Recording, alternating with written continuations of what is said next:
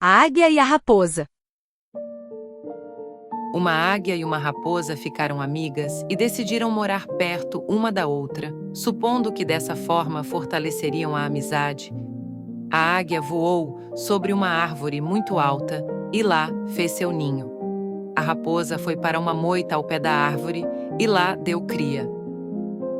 Mas, um dia, a águia sentiu falta de alimento e saiu em busca de caça. Como não encontrou, precipitou-se então sobre a moita, arrebatou um filhote da raposa e o deu como alimento para seus filhotes.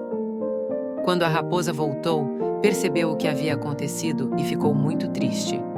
Mas ficou ainda mais triste com a impossibilidade de se vingar da águia, pois não podia perseguir um animal que voava. A raposa foi embora com seus outros filhotes e ficou de longe, apenas maldizendo sua inimiga.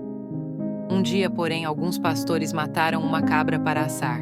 A águia, muito ladina, voou rápido e arrebatou as carnes que estavam em fogo, levando-as para a árvore onde estavam seus filhotes. Soprava um vento muito forte, e como a carne tinha um pedaço de brasa, incendiou um galho seco dessa árvore. Os filhotes da águia, incapazes de voar, caíram no chão. A raposa e seus filhotes correram e os devoraram. E a moral da história é: aqueles que com ferro ferem, com ferro serão feridos.